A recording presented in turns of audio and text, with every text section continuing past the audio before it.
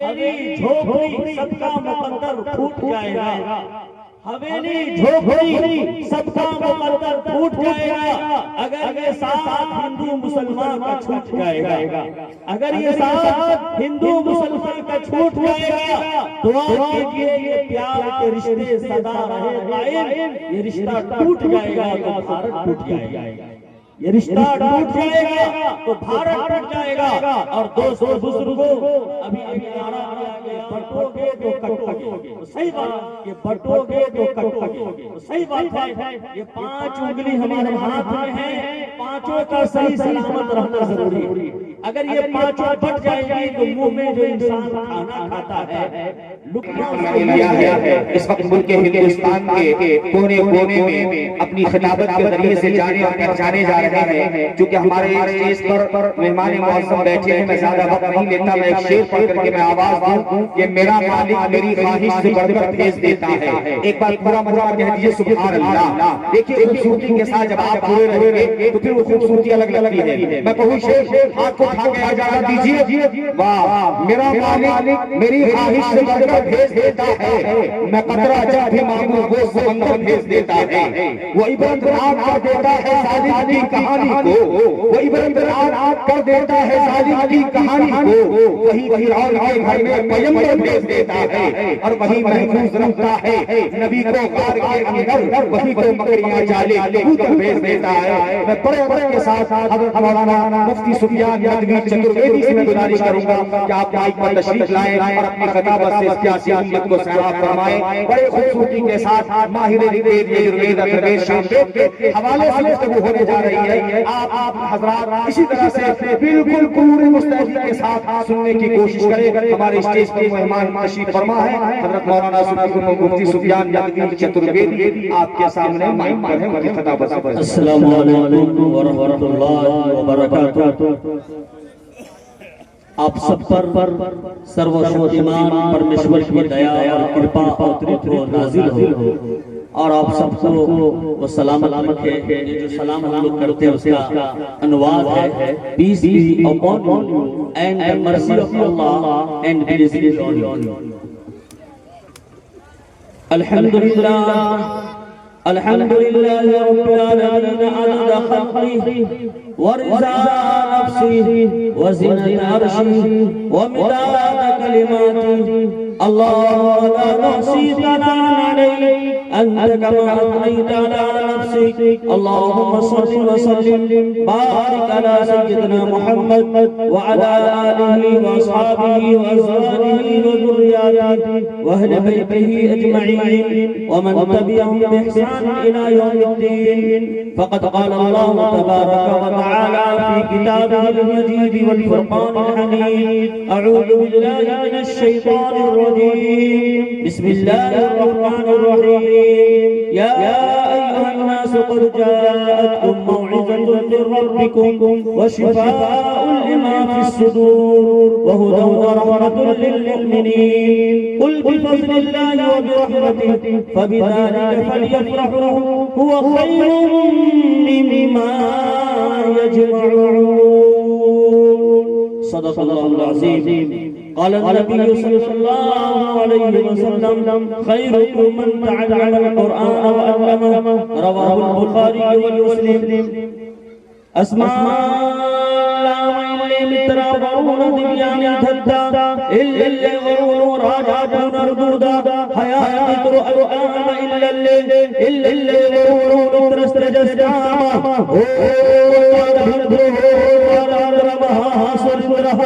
अल्लाह श्रेष्ठम कर्मम मरहमल्लो अल्लाह ओ अल्लाह इल्लल्लाह देवो पापवर्षयामा यदा यदा धर्मस्य गलानिर्भवति भारत अभ्युत्थानं धर्मस्य तदात्मानं सिर्जाम्यहं परित्राणाय साधूनां विनाशाय च दुष्कृतां धर्म संस्थापनार्थाय संभवामि युगे युगे।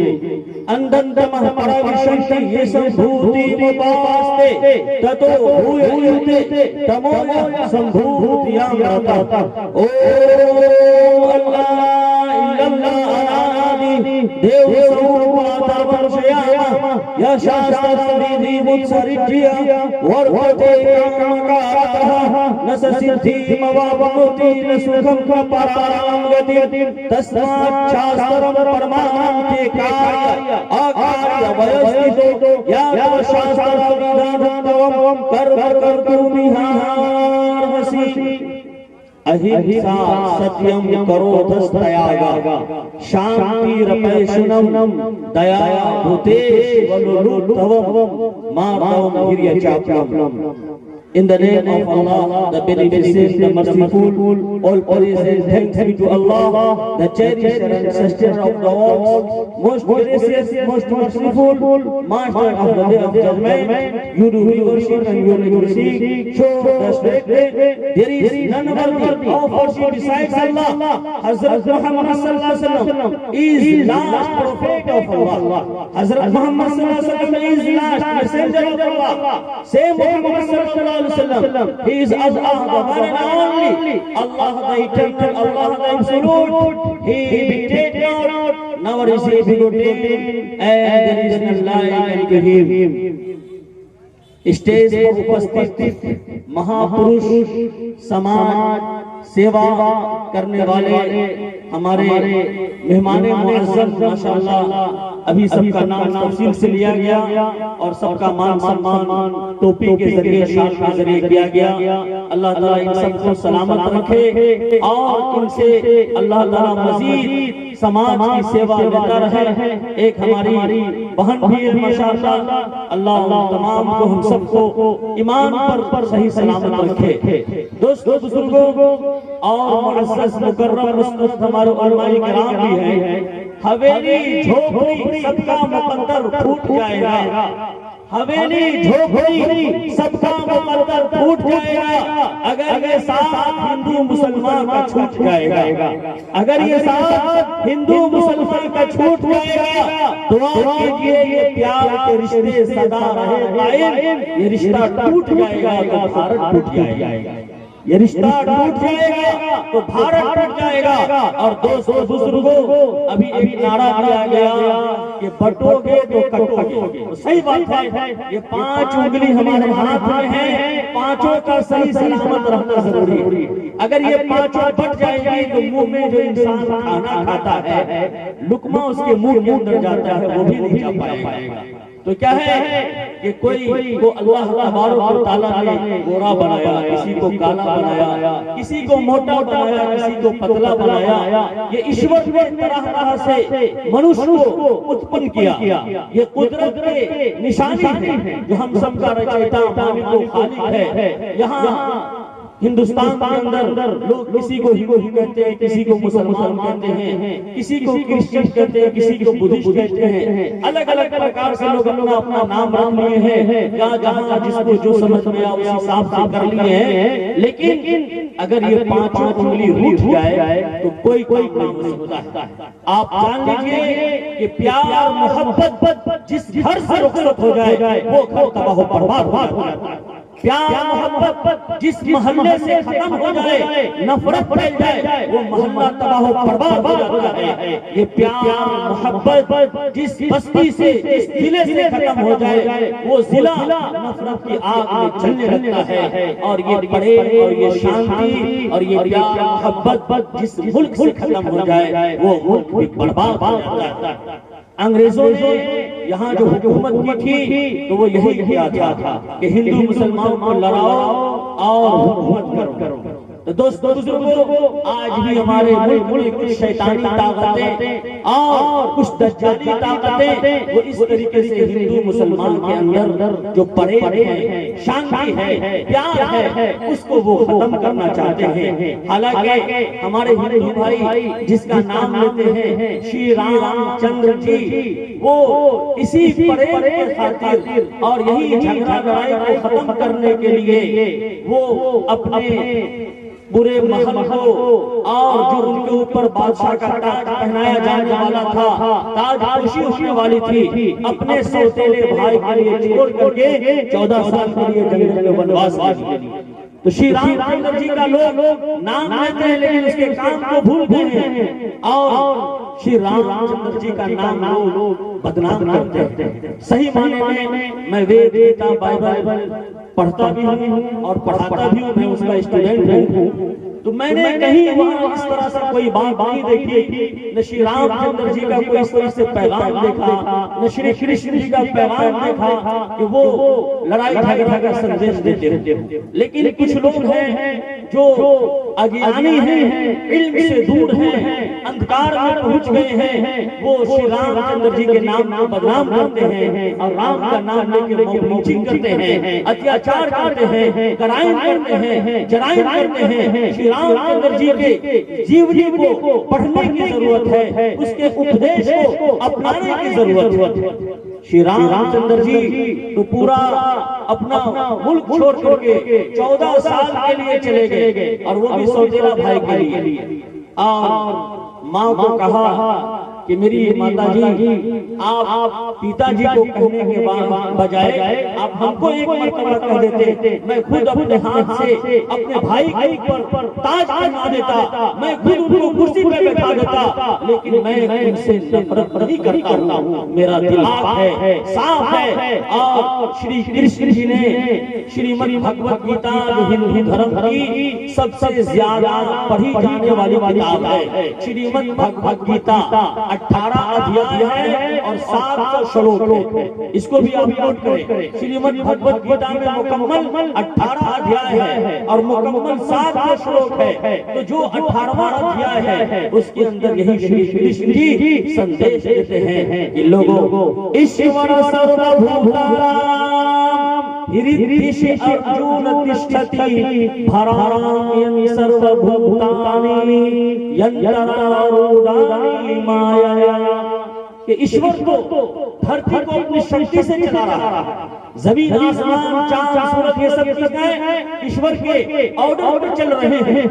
और वो ईश्वर तुम्हारे घरे को नहीं देखता, तुम्हारे ओहदे को नहीं देखता, तुम्हारे पद को नहीं देखता, तुम्हारे लिबास और पोशाक को नहीं देखता।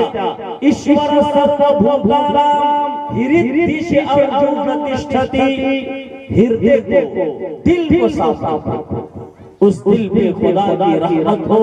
जिस दिल की यह हालत होती है, एक बार खता हो जाती है तो 100 बार मदामत होती है। दोस्तों बुजुर्गों, इसलिए चाहे हम हिंदू अपने आप को कहते हो, चाहे मुसलमान कहते हो, अगर हमारा दिल गंदा है तो फिर हमें सही फायदा नहीं होने वाला।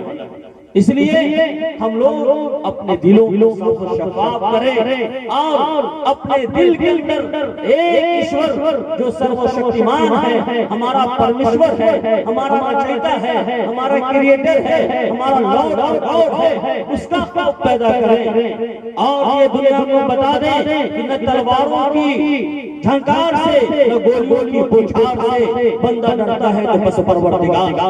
ये हमारा ईमान हो, यह हमारा यकीन हो, चाहे अपने आप को हिंदू कहते हो, चाहे मुसलमान कहते हो, समानताएं तमाम किताबों के अंदर है। एक ईश्वरवाद ये हमारे हिंदू भाई को भी सिखाया गया और हमारे हिंदू भाई का जो मूल मंत्र है, पहला कलीमा जिसको हम लोग कहते हैं उर्दू के अंदर, उसको भी यही बताया गया, एकम मदहदिये नास्ते लेहने नास्ते किंचन एकम इवम बदुदियम, कि ऐ दुनिया वालों, एक ईश्वर की शरण में आओ, तुम्हारा मालिक एक है, उसके अलावा कोई नहीं है, जर्रा बराबर कोई नहीं है, वह ला शरीक है।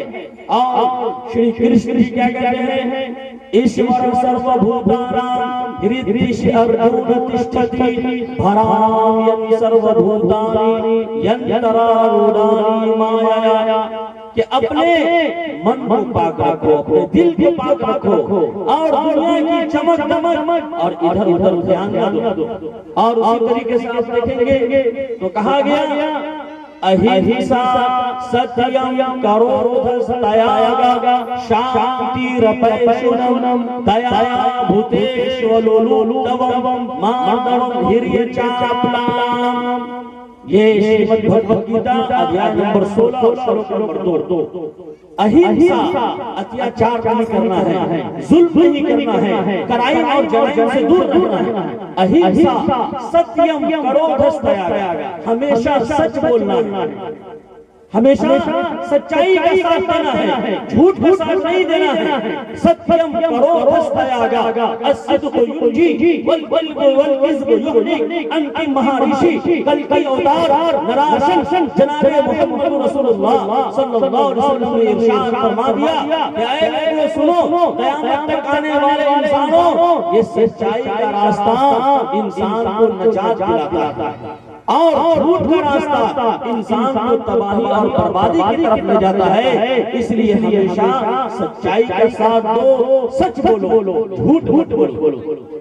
करोधस्तया क्रोध के माना होता है गुस्सा। ला तग़ज़ब हदीस के अंदर 3 मरतबा फरमाया गया कि बेजा गुस्सा मत करो। जहां पर गुस्से की जरूरत है, जालिम का हाथ पकड़ना है, वहां पर तो गुस्सा करना है, लेकिन बिगर मतलब का कुछ लोग मूड खराब रखते हैं, हमेशा नाक पर गुस्सा नजर आता है, तो इस तरीके से कहा गया कि बेजा गुस्सा मत करो, करोधस्तया उसको त्याग दो, शांति और शांति का माहौल बना करके रखो। लेकिन बहुत अफसोस होता है कि आजकल हमारे हिंदू भाइयों का त्योहार होता है तो मस्जिदों के पास इस तरह से उल्टी सीधी बातें और खबरें और दंगा ये सब होने लगती है। यकीन जानिए ये वेद के खिलाफ है, ये गीता के खिलाफ है, ये श्री कृष्ण जी के उपदेश के खिलाफ है, ये श्री रामचंद्र जी के उपदेश के खिलाफ है। उन्होंने तो कहा शांति रक्षणम, कि शांति का माहौल बना करके रखो, पीसफुल सिटी बना करके रखो, कि जिस तरीके से हमारा भारत देश पहले सोने की चिड़िया कहलाता था, जब हिंदू मुसलमान में यूनिटी थी, इत्तेहाद था, प्रेम था और आराम से वो लोग रहते थे, मिल करके संघर्ष करते थे, तिजारत करते थे, यहाँ से बड़े-बड़े काम होते थे। अमेरिका लंदन का आदमी यहाँ कमाने के लिए आया था, वही तो हिंदुस्तान के जो सोना और यहाँ की तरह तरह की खूबियों को देखा तो उसके मन में लोभ पैदा हुआ और वही अंग्रेज आकर के हम लोगों को लड़ा दिया और आपस में नफरत डाल दिया और दोस्तों बुजुर्गों हम लोग दुश्मन बने रहे। वो अंग्रेज मनहूस को चला गया, लेकिन कुछ अपनी नाजायज औलादें और शैतान को छोड़ करके चला गया जो हम लोगों को लड़ाती है, फूट फूटती है और हमारे प्यारे भारत देश को वो तबाह बर्बाद करती है। 27%, 27% यहाँ का जीडीपी था पहले। आप यहाँ का जीडीपी क्या है आप पढ़े लिखे मालूम कर सकते हैं, गूगल पर सर्च कर सकते हैं। दोस्तों बुजुर्गों जब बड़े होगा, शांति होगी, मोहब्बत एक दूसरे से करेंगे, एक दूसरे से मिलेंगे, एक दूसरे की किताबों को पढ़ेंगे, एक दूसरे को समझने की कोशिश करेंगे तो हमारा भारत देश आगे बढ़ेगा, हमारा भारत देश फिर से सोने की चिड़िया बनेगा और विश्व का जो सपना है वो इंशाअल्लाह जरूर पूरा होगा। और जो भारत देश के बारे में हम लोग अच्छे ख्वाब देखते हैं वो भी होगा, लेकिन अगर हम लोग आपस में लड़ते रहे और झगड़ते रहे और यूं इस तरीके से हमारे भारत देश के अंदर कुछ नेता लोग तो ठीक हैं, लेकिन आम तौर पर जो है वो क्या है कि देखिए 3 चीजों की वजह से झगड़ा लड़ाई होती है, वोट, नोट और खोट। वोट, नोट और खोट राजनीति धर्म के अनुसार होनी चाहिए, लेकिन धर्म को ही लोग राजनीति में पेर देते, उल्टा कर देते। भाई धर्म क्यों सिखाता है कि अत्याचार नहीं करना, जुल्म नहीं करना, प्रेम से रहना, शांति से रहना, तो उसके मुताबिक क्या है कि हमारी राजनीति होनी चाहिए, सियासत होनी चाहिए। लेकिन लोग क्या करते हैं कि अपनी कुर्सी के चक्कर में वो धर्म को भी बदनाम कर देते हैं। जो महापुरुष पहले के गुजरे उनको भी वो लोग बदनाम कर देते हैं। तो ऐसा नहीं करना है, बल्कि जब हम सही काम करेंगे तो खुद ब खुद क्या है कि हमारे जो महापुरुष गुजरे हैं उनका लोग मान सम्मान करेंगे। तो कहा गया शांति रक्षणम, कि शांति का माहौल बना करके रखना है। दया भूतेश वलोलुप्तवम, दया कृपा करना है, रहम करना है, करम करना है। और अंतिम महर्षि जनाब मोहम्मद रसूलुल्लाह सल्लल्लाहु अलैहि वसल्लम ने इरशाद फरमाया, इरहमू मन फिल अर्ज़ि यरहमुकुम मन फिस समा। करो मेहरबानी तुम अहले ज़मीन पे, खुदा मेहरबान होगा अर्श बरी पे। करो मेहरबानी तुम अहले ज़मीन पे, खुदा मेहरबान होगा अर्श बरी पे। धरती वालों पर तुम कृपा करोगे, धरती वालों पर तुम दया करोगे तो ईश्वर तुम्हारे ऊपर दया करेगा, ईश्वर की कृपा तुम्हारे ऊपर होगी। दोस्तों बुजुर्गों, जानते हैं बुखारी शरीफ की हदीस है, अल्लाह के रसूल सल्लल्लाहु अलैहि वसल्लम के पास एक लेडीज के लिए खबर आती है कि वो लेडीज को दुनिया वाले गलत समझते थे। ये क्या है कि फाहिशा है, गलत काम करती है, कुकर्म करती है और गुनाहों के अंदर, पाप के अंदर मुलव्वस है। लेकिन एक मर्तबा वो जाती रहती है तो देखते हैं कि एक कुत्ता जो है वो प्यास से बिलख रहा है। कुत्ता डॉग वो प्यास से बिलख रहा है। वो लेडीज अपने आंचल को मोजा बांधती है, उसमें आंचल में कुएं में डालती है, पानी निकालती है, कुत्ते को पानी पिलाती है। अल्लाह के रसूल सल्लल्लाहु अलैहि वसल्लम ने इरशाद फरमाया, दखलतिल जन्नह, वो जन्नत के अंदर चली गई। जो हमारा परमेश्वर है उसके इस कर्म से इतना खुश हुआ कि स्वर्ग का टिकट दे दिया, जन्नत का टिकट दे दिया। जबकि कुत्ता कोई पाक जानवर नहीं माना जाता है, नापाक समझा जाता है, लेकिन वफादार माना जाता है वो। दोस्तों बुजुर्गों, तो उसके उस कर्म से सर्वशक्तिमान परमेश्वर इतना खुश हुआ कि स्वर्ग का फैसला कर दिया। तो आज अगर हम इंसान को पानी पिला देंगे, आज हम भूखे को खाना खिला देंगे, आज हम नंगे को कपड़ा पहना देंगे। अभी ठंडी का मौसम है, बहुत सारे लोग हैं उनके पास बहुत सारे गर्म कपड़े हैं, जैकेट पर जैकेट है और कोट है, पतलून है, टी-शर्ट पड़ा हुआ है। लेकिन आपके पड़ोस में, आपके रिश्तेदार में, आपके परिजन में बहुत सारे ऐसे लोग होंगे जो ठंडी से ठुठर रहे होंगे, उनके पास सही कंबल नहीं, सही कपड़ा नहीं। आप उनकी मदद करें। इरहमू मन फिल अर्ज़ यरहमुकुम मन फिस समा। दया उपदेश और ये हिंदू भाई सुने, श्री कृष्ण का भी आदेश है, श्रीमद् भगवत गीता अध्याय नंबर 16 श्लोक नंबर 2। और हमारे मुसलमान भाई सुने कि अंतिम महर्षि कल की अवतार नारायण जनाब मोहम्मद रसूलुल्लाह सल्लल्लाहु अलैहि वसल्लम भी आपको ये पैगाम देते हैं कि अगर तुम्हारे पड़ोसी ठंडी से ठिठुर रहे हैं, तुम लिहाज के अंदर मौज मस्ती कर रहे हो, तो तुम पक्के मुसलमान नहीं हो। तुम्हारे पड़ोसी भूखे हैं और तुम्हारे यहाँ तरह तरह का पकवान, अनवाओ अक़साम के खाने दस्तरखान पर सजे हुए हैं, तुम्हारे अड़ोस पड़ोस में लोग भूख रहे हैं, तुम पक्के मुसलमान नहीं हो, तुम सच्चे मुसलमान नहीं होगे। हक की पहचान बनकर जियो तो सही, हक की पहचान बनकर जियो तो सही, तुम सच्चे मुसलमान बनकर जियो तो सही। ये ज़माना अदब से झुकाएगा सर, तुम सच्चे मुसलमान बनकर जियो तो सही। दोस्तों बुजुर्गों, जरूरत इस बात की है कि जो हमारे हजरत मोहम्मद सल्लल्लाहु अलैहि वसल्लम पूरी दुनिया के जो शिक्षक और गुरु करके भेजे गए और श्रीमद् भगवत गीता के अध्याय नंबर 4 और श्लोक नंबर 7 और 8 के अंदर जो ईश्वर कहता है, और ये बहुत मशहूर श्लोक है, लहरिया टावर पर भी आप देखेंगे तो ये लिखा हुआ है और बहुत सारे हमारे हिंदू भाइयों को याद भी रहता है।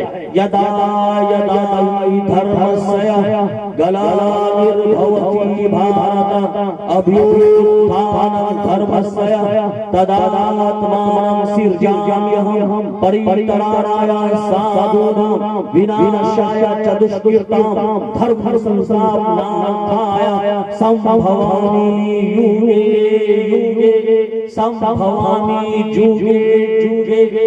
युग के माना भी जमाना और जुग के माना भी जमाना, जुग जुग जिया है कि नहीं?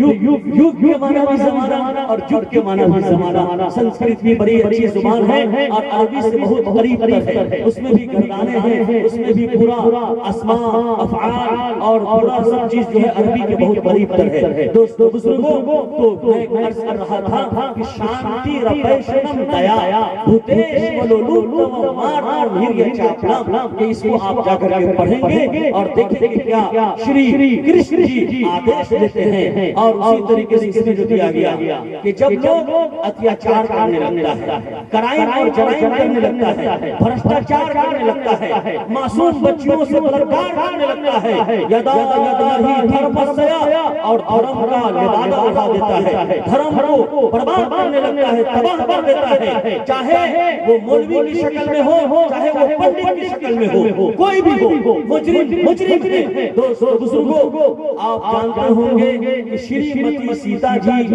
जो जंगल के अंदर श्री रामचंद्र जी के साथ वनवास काट रही थी, तो उनको बहकाने के लिए जो किया गया तो साधु के भेष में किया गया है कि नहीं? तो कोई जरूरी नहीं है कि साधु के भेष में या पंडित के भेष में जो आ रहा है वो सही में ईश्वर का सर्वश्रेष्ठ मखलूक हो या बंदा हो, उसको भी जांचने की जरूरत है। तो श्रीमती सीता जी दिल की साफ थी, वो कहे भूखा है, खाना नहीं खाया, कहा बाबा अंदर आके ले लीजिए, लेकिन उसके दिल में तो शैतान छुपा हुआ था। लक्ष्मण रेखा के अंदर तो घुस नहीं सकता था, तो कहता है मैं बहुत भूखा हूँ, चल नहीं सकता हूँ, इतने दिन से मेरा उपवास है, ये है वो है, बहानाबाजी करके श्रीमती सीता जी को बुलाता है और उसका अपहरण कर लेता है, लेकर भाग जाता है। तो हमारी हिंदू बहनों, ये पैगाम आप श्रीमती सीता जी देती है कि अगर मेरे साथ ऐसा हो सकता है तो तुम्हारे साथ भी ऐसा हो सकता है। तो चाहे तुम्हारा शिक्षक हो, चाहे गुरु हो, चाहे कोई भी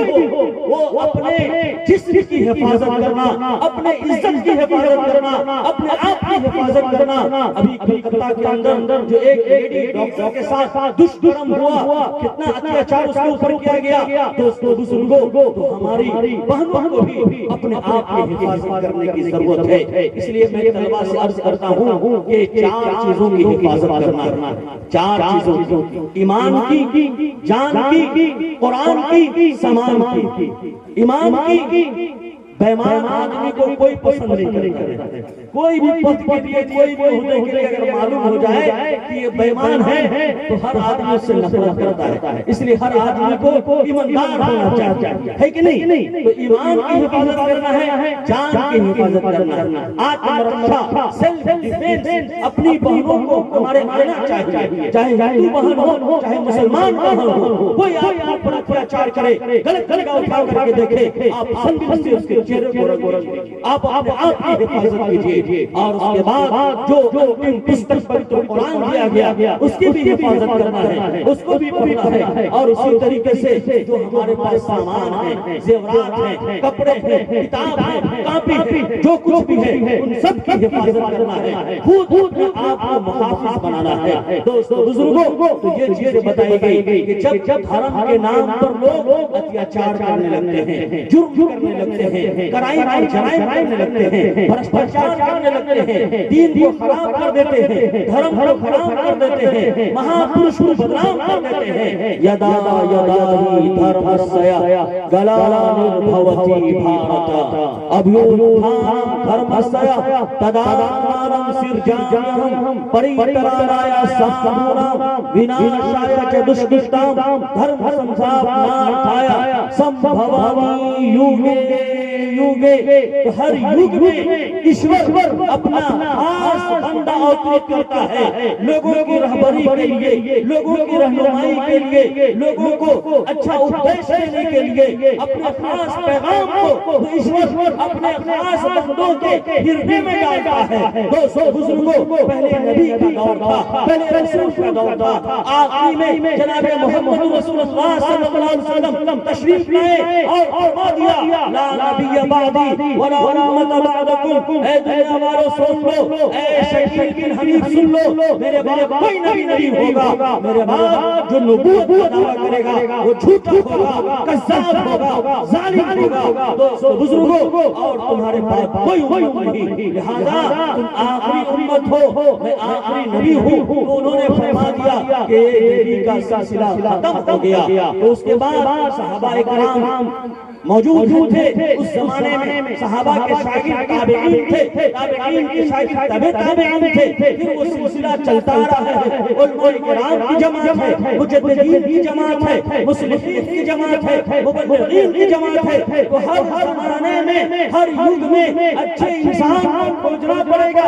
अच्छे आलिम दीन को खोजना पड़ेगा, अच्छे इंसान की पैरवी करने के लिए अपने आप को तैयार रखना पड़ेगा, वरना कभी भी आपको शैतान धोखा दे सकता है, तबाह कर सकता है। और दोस्तों बुजुर्गों, नफरत की बात है ना अदावत की बात है, नफरत की बात है ना अदावत की बात है। मेरी जुबान पे बस मोहब्बत की बात है, मेरी जुबान पे बस मोहब्बत की बात है। इस दौर इंतशार में आपस की दुश्मनी, इस दौर इंतशार में आपस की दुश्मनी, सोचो जरा गौर से तो क़यामत की बात है, सोचो जरा गौर से तो क़यामत की बात है। दीवार नफरतों की गिराव की बात है, दीवार नफरतों की गिराव की बात है, इंसान का शऊर जगाने की बात है। बस आखिरी हदीस मैं पढ़ के अपनी बात खत्म करना चाहता हूँ। बुखारी शरीफ की हदीस है, अंतिम महर्षि कल के अवतार नराशन जनाब मोहम्मद रसूलुल्लाह सल्लल्लाहु अलैहि वसल्लम ने इरशाद फरमाया, मसलुल आइ फी हुदूदिल्लाह वल वाक़ि फीहा कमसल कौमिन इस्तहमू अला सफीनतिन फसारा बअज़ुहुम अलाहा व बअज़ुहुम असलहा।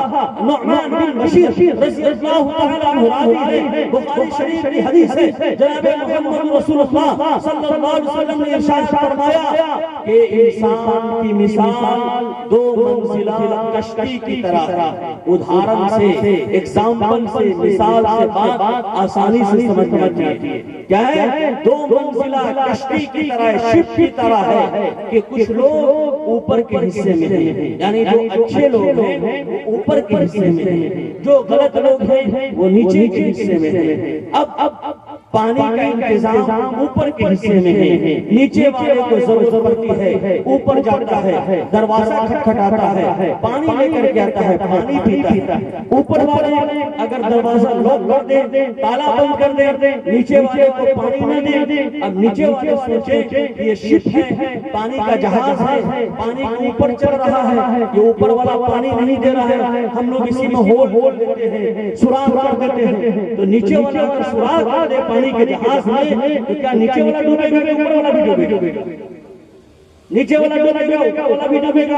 हलकू जमीआ, तमाम के तमाम लोग तबाह बर्बाद हो जाएंगे। वही नखजू ऐदीहिम, और ऊपर वाले नीचे वाले का हाथ पकड़ लिए, उसको पानी दे दिए, वो उसमें होल नहीं किए, सुराख नहीं किए, ऊपर वाले भी बच जाएंगे और नीचे वाले बच जाएंगे। उसी तरीके से हमारे माशरे में जो ज्ञानी मनुष्य हैं, पढ़े लिखे लोग हैं, उनको चाहिए, जो आगियानी हैं, जाहिल हैं, फितना फैलाने वाले हैं, फसाद बर्पा करने वाले हैं, अत्याचार करने वाले हैं, कराई में जराइम करने वाले हैं, चाहे उसके ऊपर कोई लेबल लगा हो, हिंदू बुरा है न मुस्लिम बुरा है, हिंदू बुरा है न मुस्लिम बुरा है। जो छोड़ इंसानियत वो इंसान बुरा है, जो छोड़ इंसानियत वो इंसान बुरा है। तो उसका हाथ पकड़ना है, उसको जुल्म से रोकना है और नेकी की तरफ लाना है। इंशाअल्लाह तमाम लोग अमल करेंगे।